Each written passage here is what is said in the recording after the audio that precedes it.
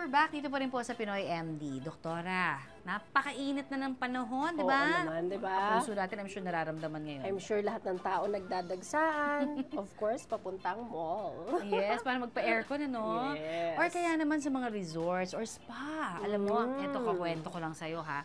Mga kapuso, meron tayong na-discover na isang spa na talaga namang hindi ka talaga may initan. Malalamigan ka ng gusto. So, dayuhin na ho natin itong dalawang destination natin na pampalamig. Hindi lang ng ulo, ng buong katawan. Ito ha, panoorin natin.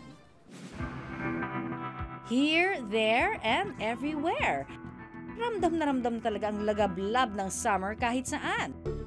It's cold. Kaya ang ating kapusong si Catherine Rem naghanap ng abot kamay na tambayan para makapag-chillax. No need na mag-out of town to escape the summer heat. Pero ang catch, para ka na rin nag-out of the country. Let's go!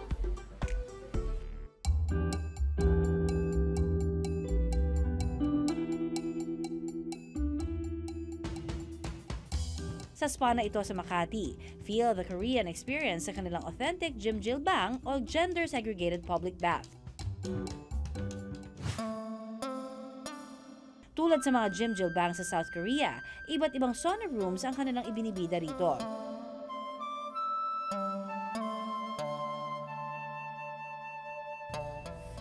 Kaya ko tong init na to.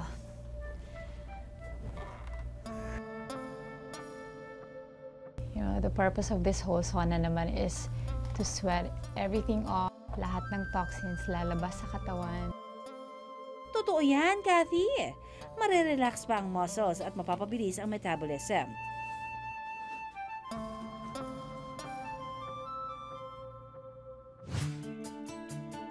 And now I'm gonna go inside their ice room kasi dapat after sauna, papasok agad sa ice room to close the pores. So let's go! It's cold. Dito naman sa ice room, nakakanginig na negative 12 degrees Celsius ang lamig. Ang lamig sobra. Eh, ang hina ko pa naman sa cold, so this is hard for me. But for the skin and for the body, sige lang, go.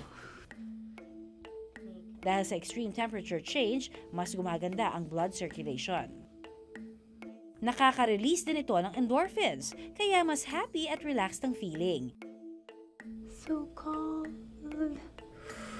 Pero itong si Kathy, parang hindi raw na-relax. Tumatayo na yung balahibo. Nakikita mo ba yun? Oh my God! That's how cold it is.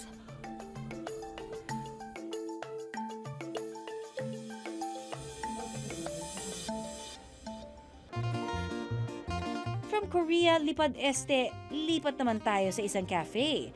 And have a taste of Italy sa kanilang gelato.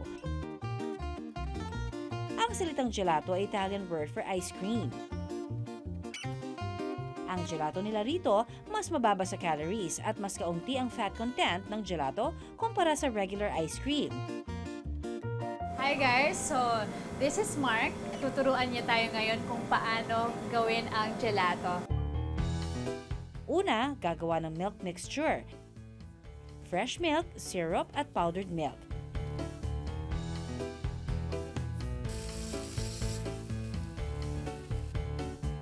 Tsaka ito ipapapasteurize o papakuluan sa mataas na temperatura. So, after Mark nagpaglagay ng milk, ano yung kasunod natin na aabangan? Dadrop na po natin siya sa freezing barrel para po lumamig. Kapag malamig na ang mixture, tsaka lalagyan ng flavor. Kaya raw mag-serve ng 80 to 100 scoops sa isang salang. Pwede bang tikman to?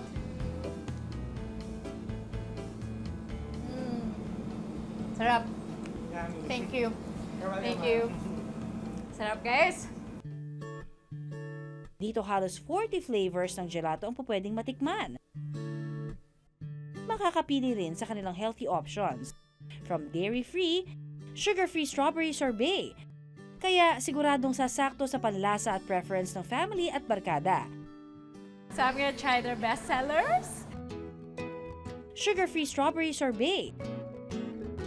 pistachio, at sugar-free chocolate gelato.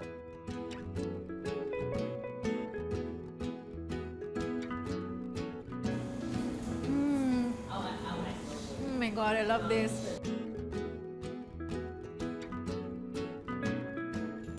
Ang sarap. Cold! Ngayong tag-init, give yourself a treat So cold. para ang mind and body stress-free. Tandaan, cool maging healthy.